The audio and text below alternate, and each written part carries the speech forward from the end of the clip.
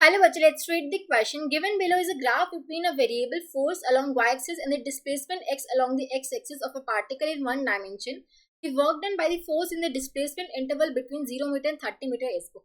तो हमें F x graph दिया हुआ है, अलॉन्ग वाई एक्सिस हमें फोर्स दिखा रखे हैं, अलॉन्ग एक्स एक्सिस हमें डिस्प्लेसमेंट दिखा रखे हैं. हमें बताना है कि work done by the force क्या होगा, डिस्प्लेसमेंट इंटरवल क्या दे रखा है, 0 से 30 मीटर के बीच में जो वर्क डन होगा बाय द फोर्स हमें फाइंड आउट करना है.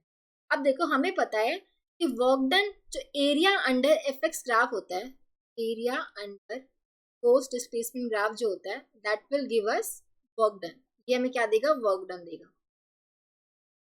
ठीक है, तो इसके अंदर ये जो वाला सारा एरिया होगा ना, ये हमें क्या देगा, वर्क डन देगा. अब देखो यहाँ पे 4 पार्ट्स बन रहे हैं.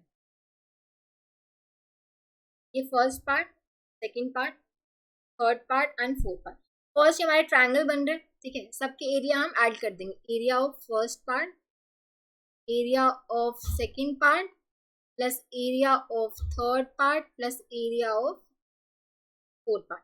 फर्स्ट ट्रायंगल बन रहे हैं. ठीक है, सो हाफ इंटू में बेस कितना है, ये 5 और हाइट कितनी है इसकी 10. ठीक है, फिर सेकंड पार्ट में देखो ये एक रेक्टेंगल या फिर ये मतलब स्क्वायर सा ही बन रहा है. देखो इसका बेस भी कितना है, 15 माइनस 5 10 है, और ये ऊपर मतलब इसकी हाइट भी क्या है, 10 है. ठीक है, तो लेंथ इसकी 10 होगी और ब्रेड्थ भी 10 होगी.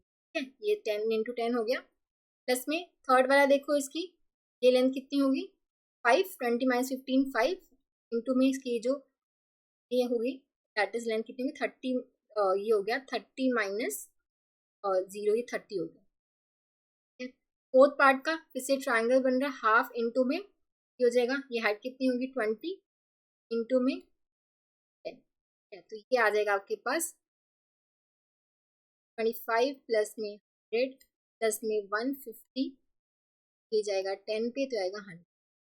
ठीक है, तो ये आ जाएगा, ये आपके पास आ जाएगा 375 जूल. ठीक है, सो वर्क डन हमने कैसे निकाला, इस एफ एक्स ग्राफ का एरिया फाइंड आउट कर लिया जो कि हमारा कितना आ रहा है 375 आ रहा है. तो ये हमारा 375 जूल आ गया. ठीक है, ऐसा यूनिट में आएगा क्योंकि ये हमारा न्यूटन में था हमारा फोर्स और डिस्प्लेसमेंट मीटर में थी, तो हमारा वर्क डन जूल में आएगा. ठीक है, so option B would be the correct answer.